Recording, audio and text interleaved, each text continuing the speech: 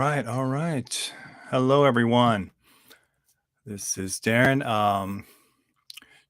Just to for Leonard and Mark out there, I just sent you the link. I was a little bit late getting started today. No link beforehand. Got it going right on schedule, so to speak. The link is out there in your inbox for your email, and hopefully it will work. Let me know in the chat over here if it doesn't, and I will get you on as soon as we can. We are going to continue to look at the chapter 4 from Willie James Jennings' commentary for Acts, and this idea of the criminal disciple. It's interesting. I was listening to I don't know if anyone's familiar with this, but it's called the Red Nation, group of indigenous folks out of mostly, I think, centered in New Mexico. But let me see if I can get a link here, and I'll put it in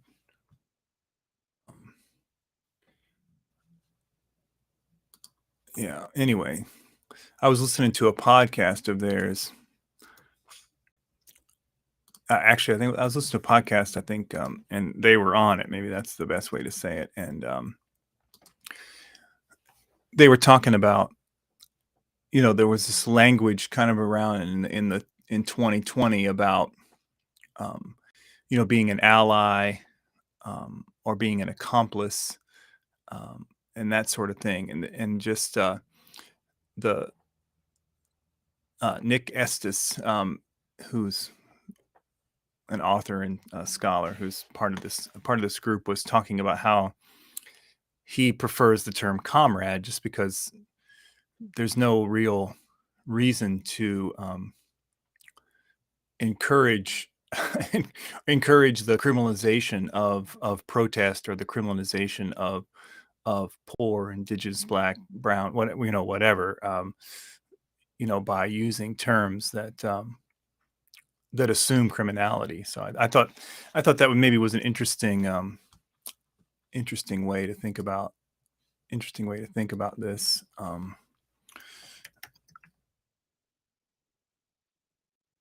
I know we've in doing this, we've kind of gone along with this idea of criminality as Jennings puts it, but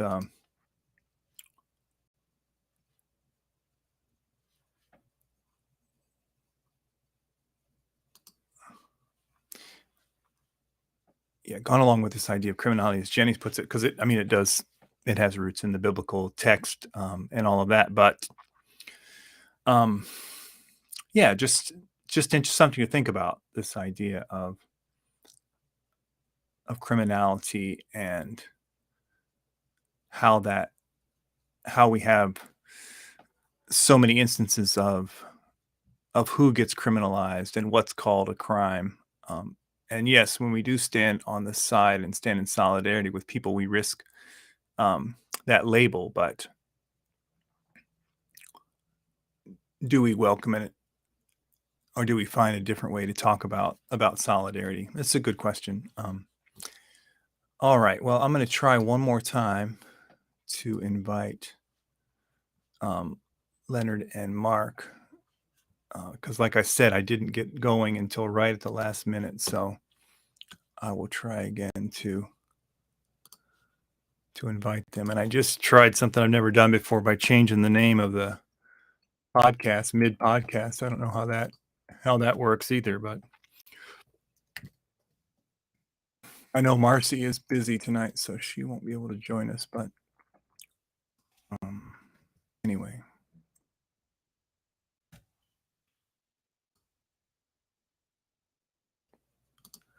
I resent that link. All right. Well, anyway, I will jump into a couple things that I've was thinking about today, and if we get some company, we get some company. If not, we'll end a little early, and that will be fine. So here we go. I wanted to return to part of a quote that that Leonard had mentioned last week.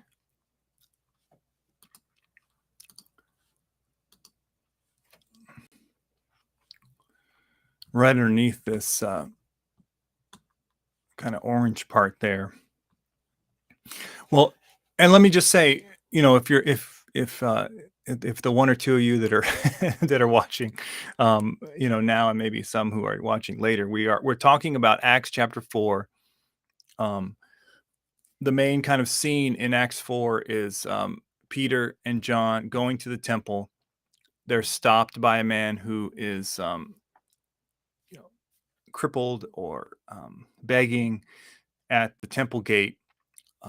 He asks them for money. You know, they say they don't, silver and gold have I not. You know, but then they heal the man, and then shortly after that, they are approached by the powers that be and arrested and then questioned about what they're doing and by what authority they're doing it.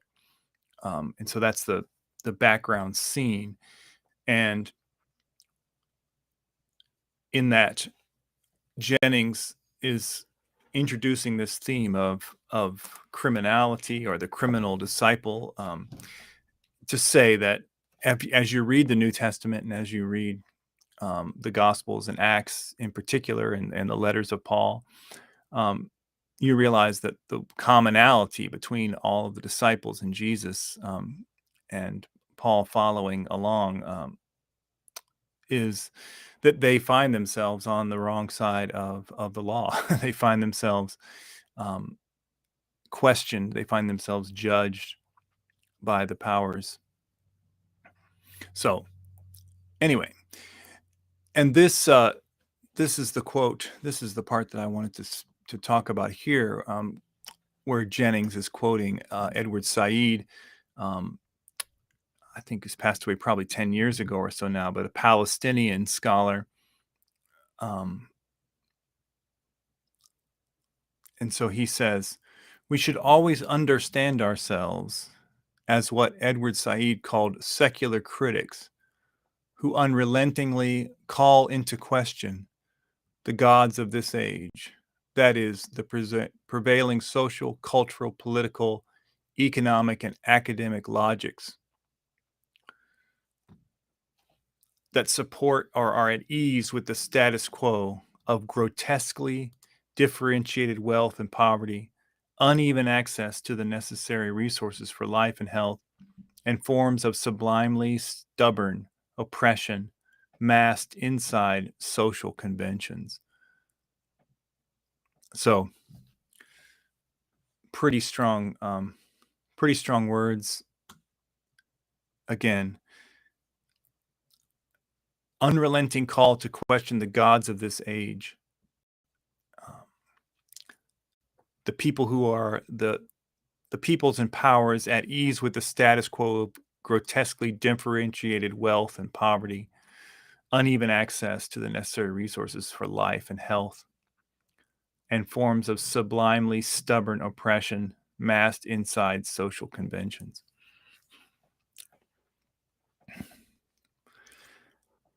Again, this is just, you know, pretty solid, following in the footsteps of Jesus along the way. Um, you know, and some people term this the prophetic role, the prophetic role that we have to call out the powers. Um, but I like this emphasis on critiquing those comfortable with the status quo, because I think for people in the church and maybe people in general, this this call to critique the status quo is kind of a first level entry point, just to begin to question, to begin to pick holes in the ways that the nation, the ideology, the idols around are masking or hiding something destructive, something death dealing for millions and millions of people. So that call to help to form critical investigation in people's minds is very, very important. Let's see. Oh, I think I heard a beep. Let's see who that was. Okay. Hey, Mark. Hey, what's going on? Oh, Can not you hear much, me? not much. Yeah, I can hear you. Can you hear me? Okay, good. It's like we got some technology working today. Yeah, yeah. Unfortunately, I got to the point where I was kind of getting this all set up Saturday night or Sunday, sometimes Monday morning, but that didn't quite happen today. I just did it right on the fly, so I Okay, know well, that's it's working. It's better yeah. than last week because I was literally in the dark last week. Right, right, right. Yeah, Yeah, and unfortunately, the hot dark, right? yeah, the hot dark with Yeah. no water either because I live in the countries. I'm on a Oh no. well and septic, so it's you Oh, are that's rough. literally struggling. Yeah. Start thinking about those solar panels at that point. Yeah, think about probably. I'll probably do it when I retire. I'll pull out some money.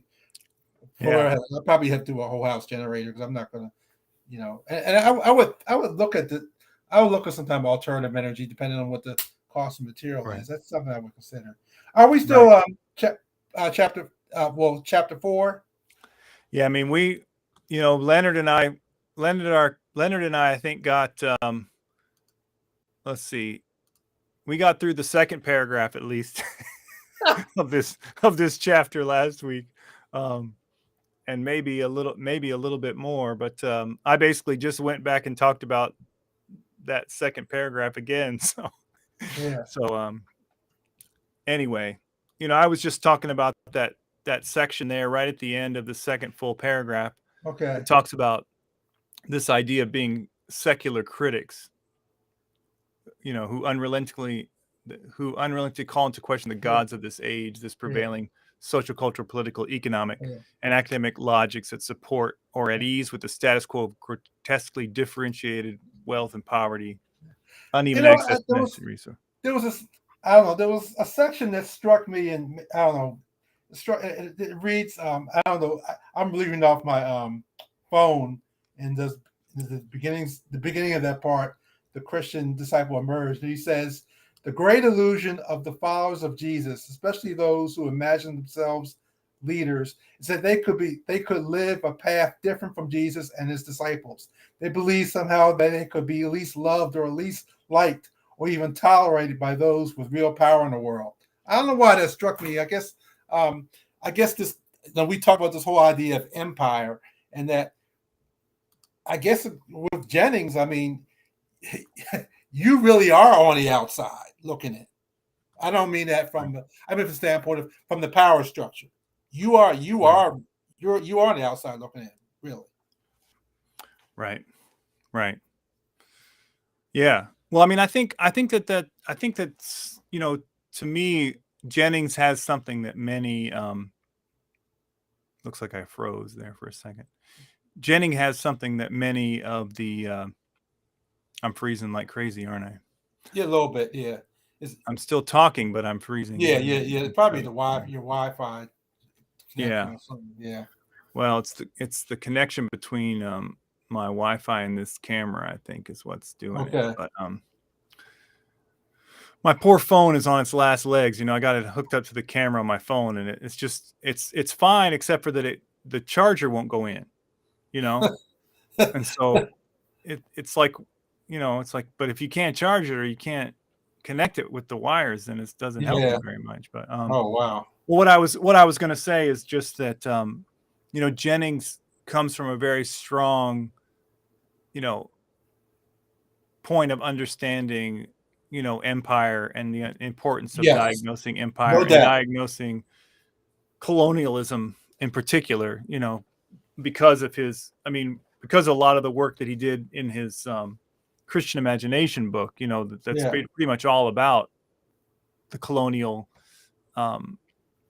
conquest and how it affected the Christian imagination. So Hmm. I think he comes in with a very strong anti-imperialist bent, and that's certainly not the typical, that's not the typical way that most biblical scholars um, approach the text. I think it's becoming more prevalent now with a lot of people, but in general, it's not. It's a rare quality to Yeah. jump into that category. Yeah, Yeah, and that of course that means the implications are we always talk about this Christian nationalism. I mean that's right, that just puts the kiboshes, of course, on on really what you see a lot in the evangelical church, right, because I guess he would say that y'all are really on the wrong side. right, right. Yeah, yeah. Yeah.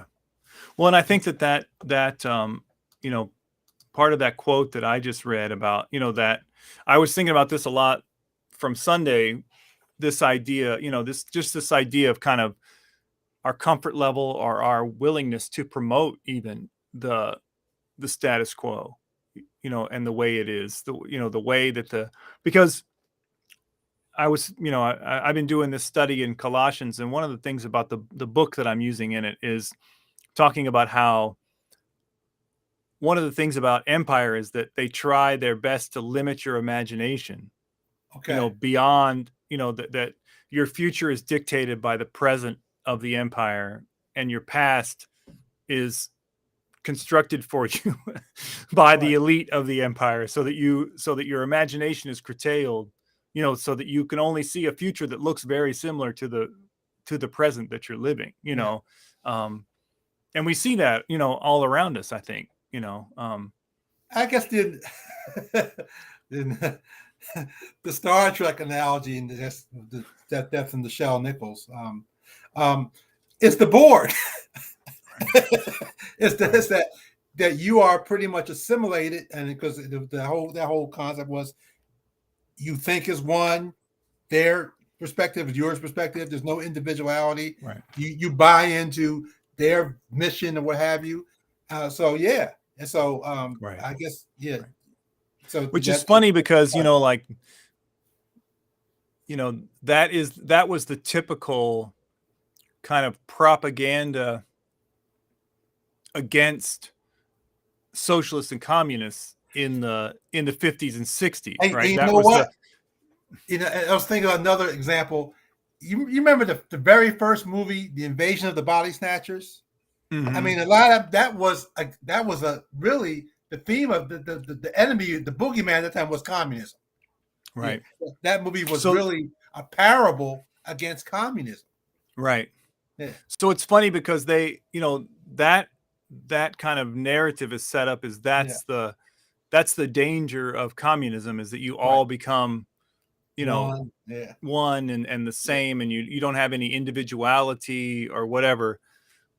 But at the same time, what they're selling you on the other side is, we'll let you be individuals, but what your individuality is shaped by what you can buy and what you can right, purchase, and right. and what you, and It's like shaped by the way that you dress, the capitalistic right, mindset. right. Right.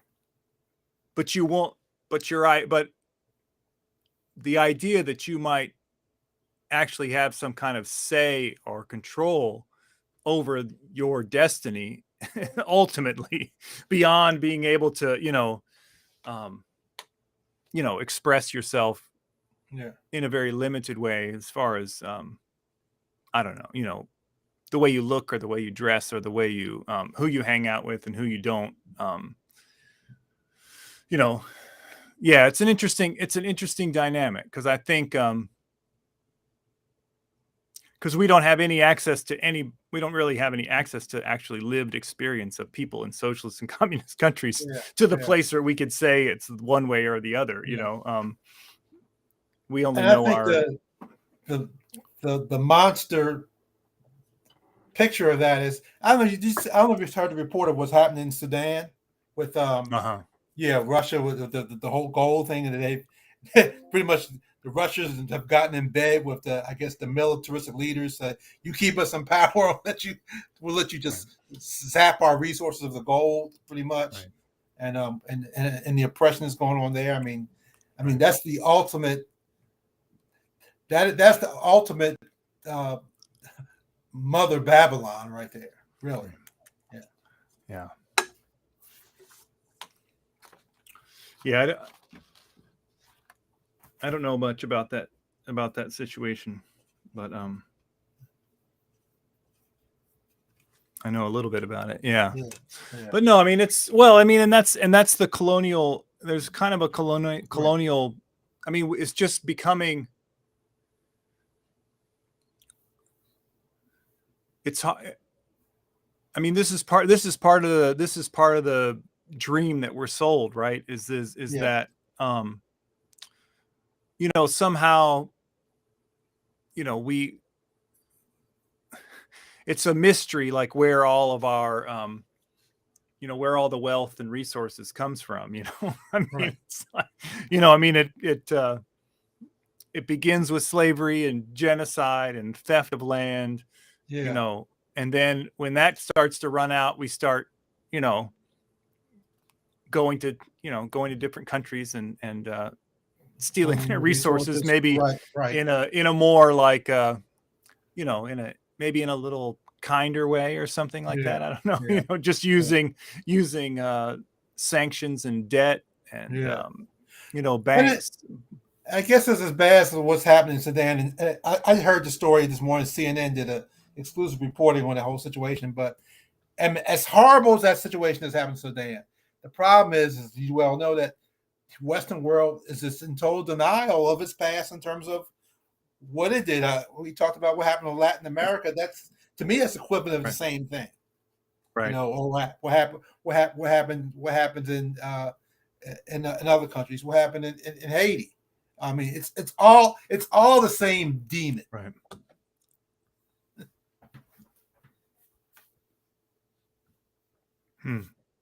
Yeah, I'll have to look more into that. Yeah.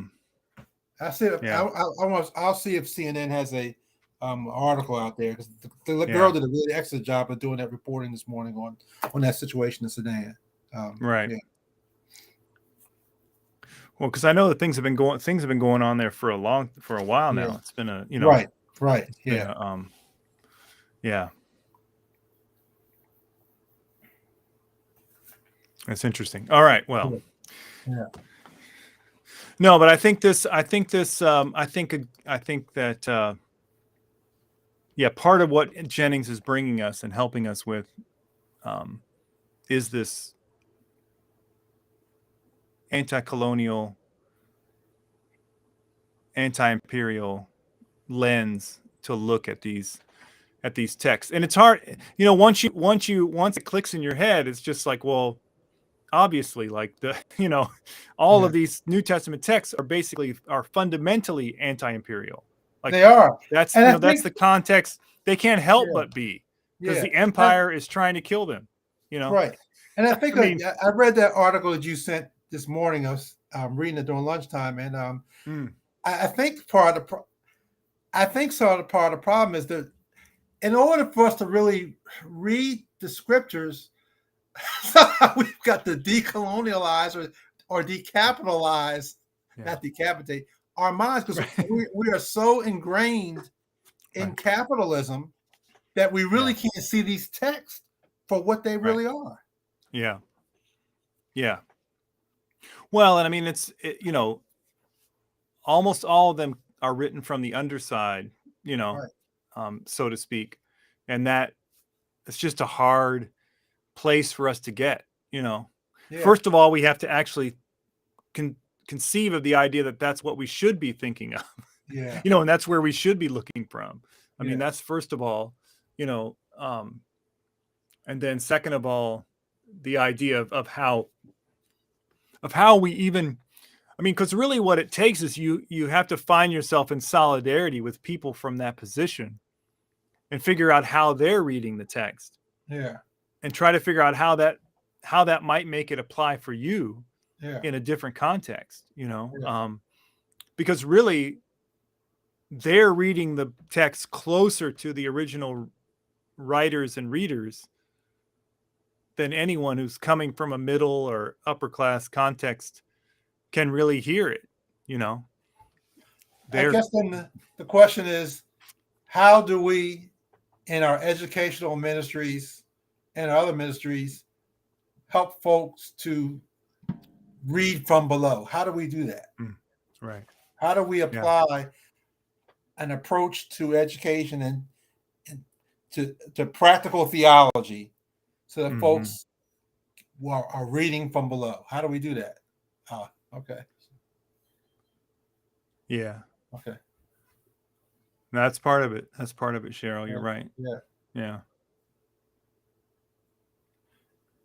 Yeah. Then the question is, are we doing a job in seminary, a good job in seminary with training folks to do that? Yeah. I mean, I feel like there are attempts made.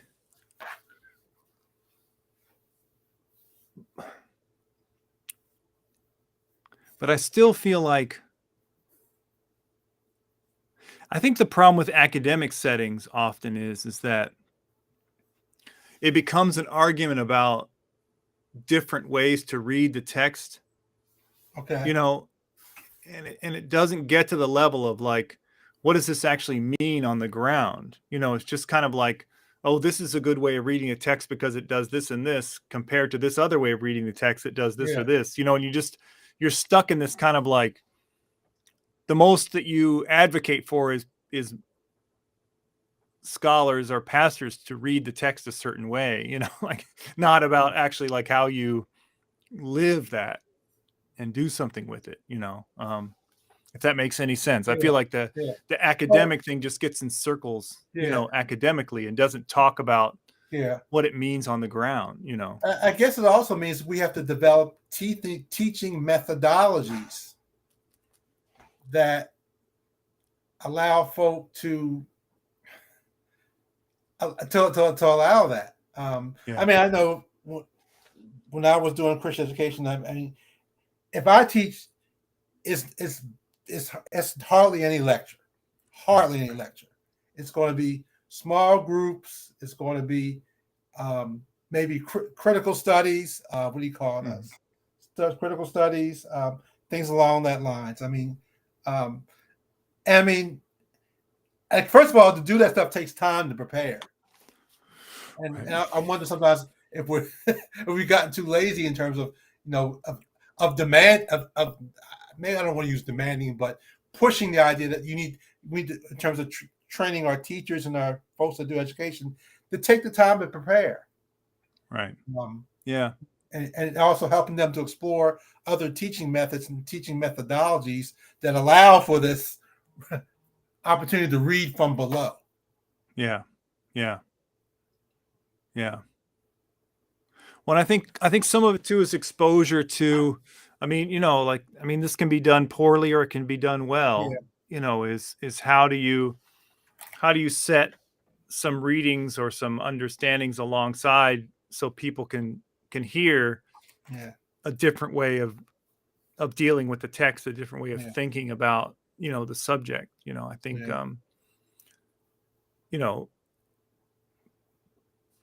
I think I think some of the folks that studied along with the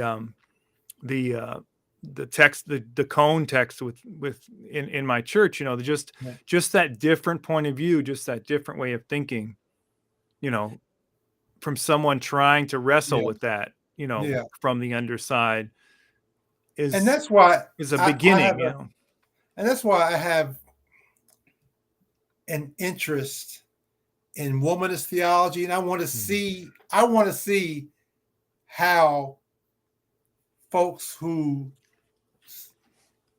believe it, who are I believe or like womanist theology, how they apply that in their church setting in terms of Right. education, in terms of pastoral care.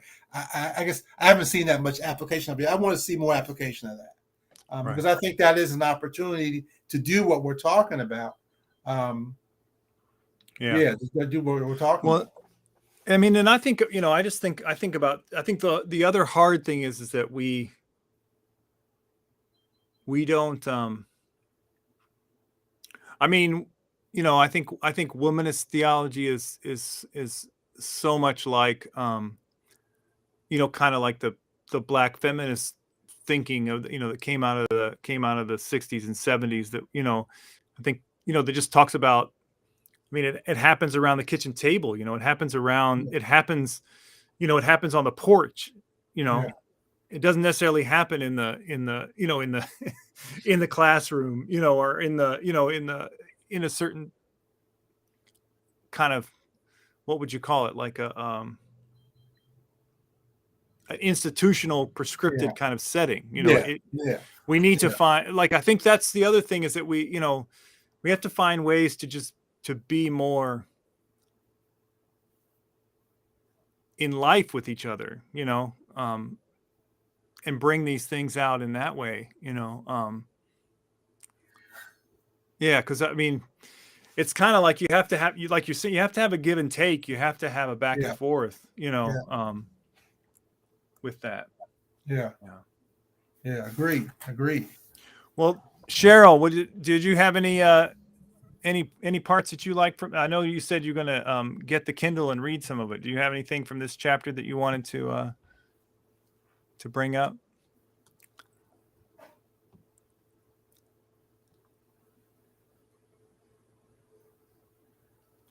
I was going to look and see. There was something that really struck me today in these next couple paragraphs too. Okay.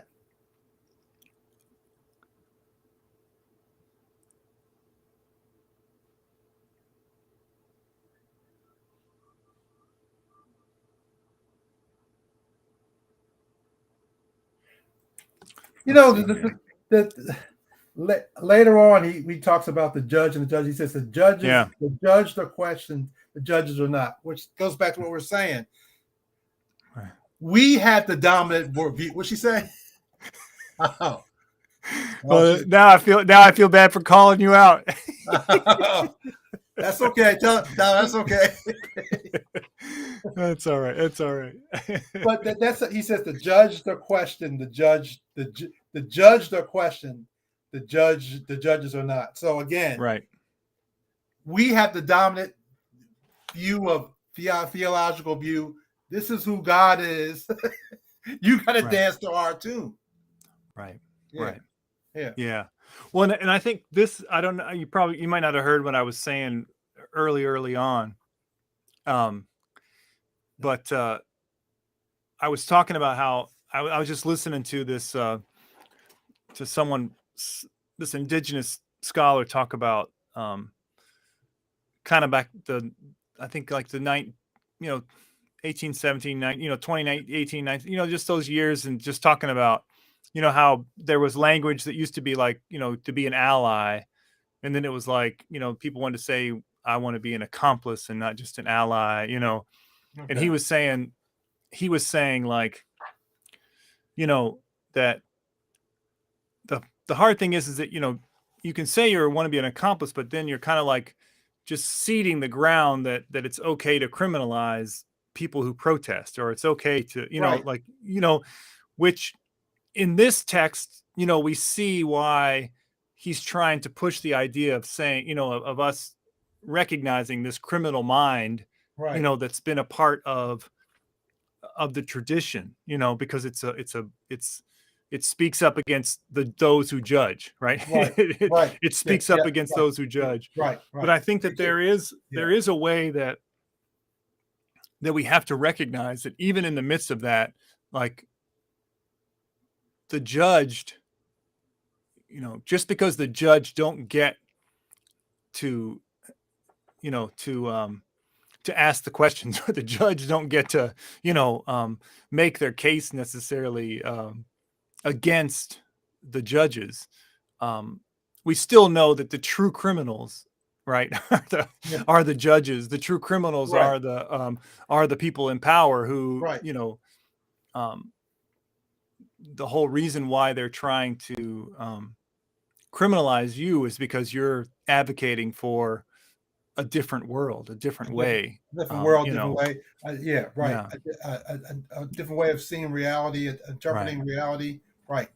Yeah. Right. Different way of seeing of doing community. So there is a way that we, shouldn't necessarily celebrate, like criminality, like our being this label, because in reality, it's a false label that the true criminals are putting on people, to keep them from doing what they need to do, Right. and you think about you think about what happened to the more radical elements of, the Black Power, Black liberation movement coming out of the 60s. I mean, to me, the Black Panther Party is a classic example of that. Right. You saw the movie. Was it Judas and the Black Messiah? Right. Yeah. Right. I thought they did a great job of really showing the power of what the Black Panther was doing in the community. Right. And if you ask most folks, they were a bunch of thugs. Right. Well, and you just don't know so much about it because they were. I mean, there's because many of them are in prison. Many of them were killed. Many of it was a campaign to criminalize them. Right. And what Jennings would say that the judges control the narrative. Right. Right. So when the judges control the narrative, then that's it. Well, and even in Judas and the Black Messiah, as powerful as the message that comes out of it, it's still told from the point of view of the FBI informant. Right. Exactly. You know what I mean? Like even in that, even in the best case scenario, it's still told. You know what I mean?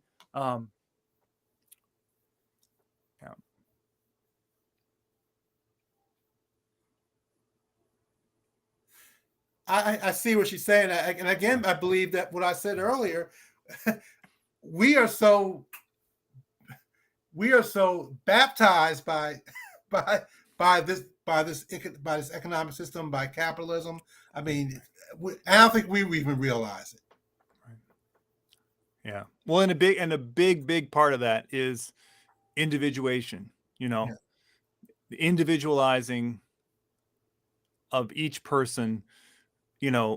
Because if I can say that it's up to you as an individual to produce everything you need to get, healthcare, food, a house, if it's up to you to do it, then I can blame you when it doesn't work out, and then I think you are a derelict, you're a bum, right? And so I think that in the church, a song by TLC, you're a scrub.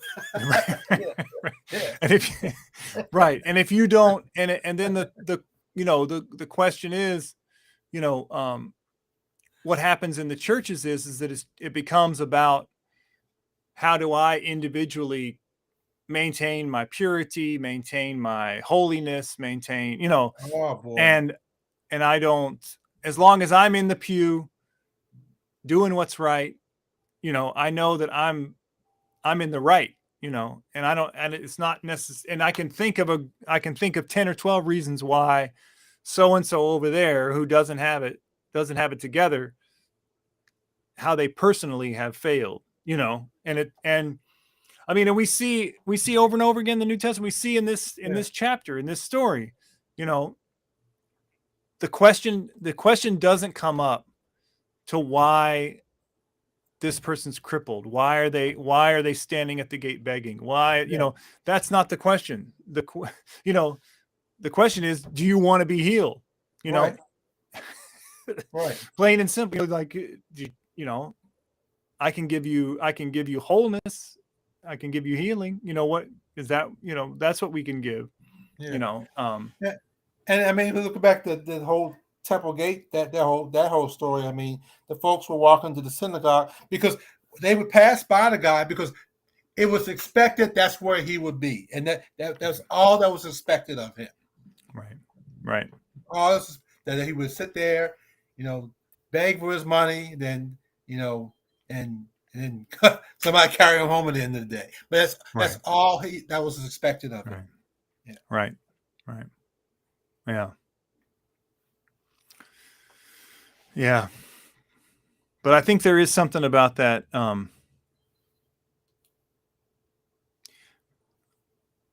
That I was trying to find that line that you said about the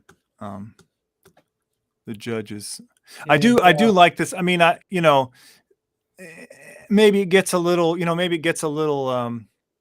I don't know, maybe it gets a little corny here and there, but you know, this whole water and stream metaphor that he uses here, I'll put it up here. I mean, I think it's, you know, it might, you know, you could preach this. So, don't get me in trouble. I don't have a license. That's all right.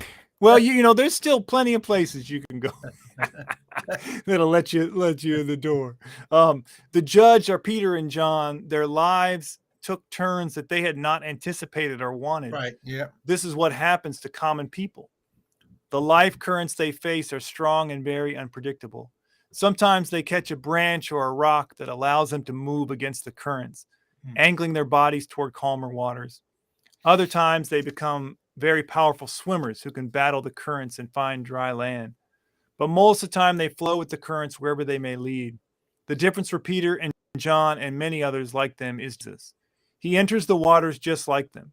Another John would have prevented him, but he insisted on the currents. Once in the water, Jesus stretched out his body like a swimmer and allowed the currents to take him. Even with the help of the Spirit guiding the winds of the currents, Jesus' end was inevitable. He ended up in exactly the same kind of place that now his disciples, Peter and John, stand, the judge. But he got there before them in order to meet them there when they arrived and to guide them precisely from that place of being judged. Jesus never sought to escape the place of judgment. He planned to seize it. You know, I just like that. That metaphor is quite interesting. You know, the stream, to think about, and to to think about. I mean, I think about a lot of people in my life that I've known. You know, that I mean, circumstances, they just, they grab hold of you sometimes, you know, know, things happen. Things happen. Yeah. And in a way, the judges and the elite have found a way to stand on the shoreline, you know, I mean, or to build a dam, you know. I mean, be honest with you, Darren, I mean, when you think about the whole Breonna Taylor situation, I mean, I mean, she was executed because she was criminalized. The fact that they thought that she was associated with this so-called criminal element.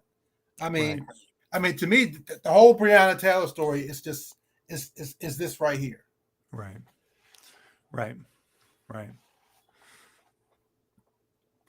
No, exactly.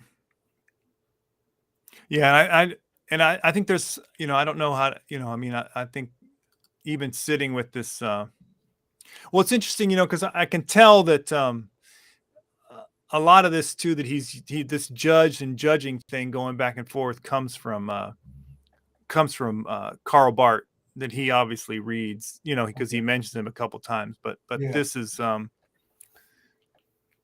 there's kind of a whole there's a whole kind of section of his multi-volume Yeah. book that's about this this playing with this idea of the judge and being judged, and how Jesus now sits in judgment over the powers, Yeah. even though it may not seem like it, but that ultimately,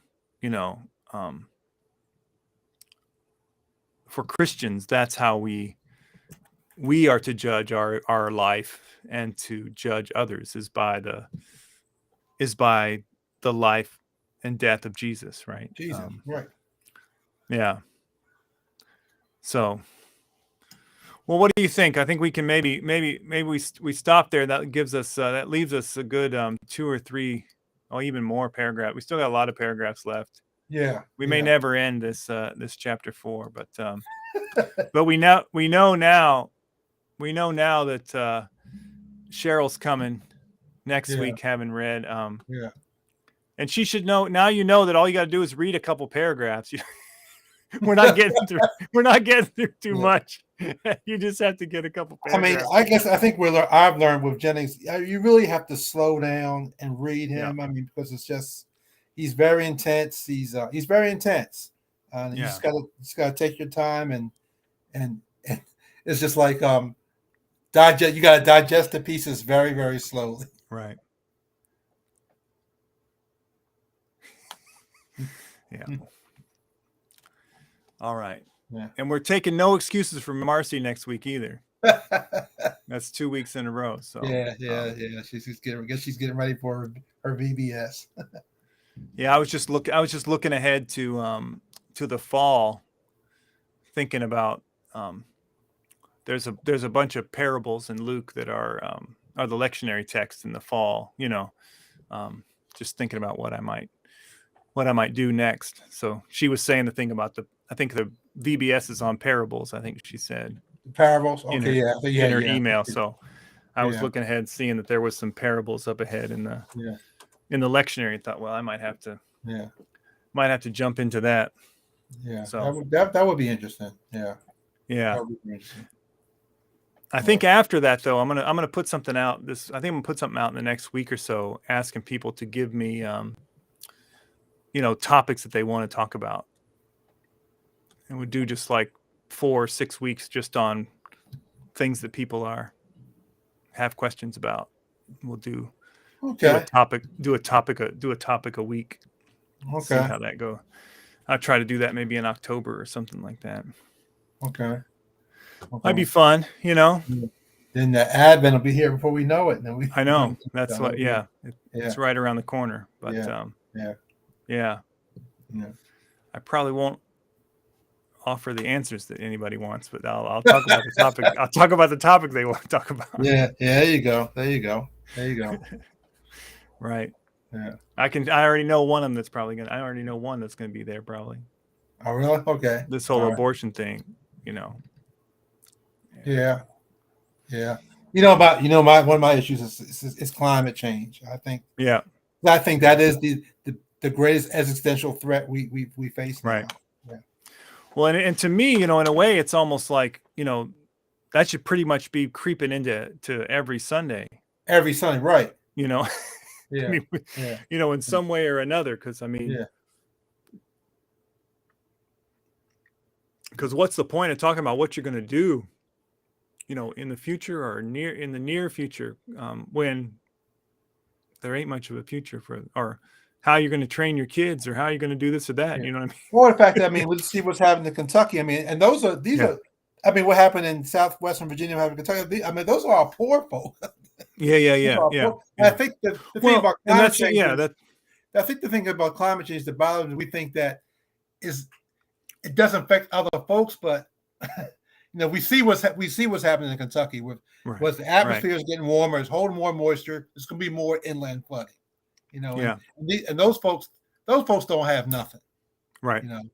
Well, and I think, and that's again, the same, if we're going to talk about poverty, if we're going to talk about inequality, if we're going to Yeah, talk about these things, like, yeah, I mean, it's all tied together, yeah, you know, you exactly. know, um, for sure. Yeah. All right. Okay. All right. Thanks, Mark. I appreciate it. All right. See you Good next week. talking to you. See you, Yeah. Cheryl. See you later, Cheryl. Yeah.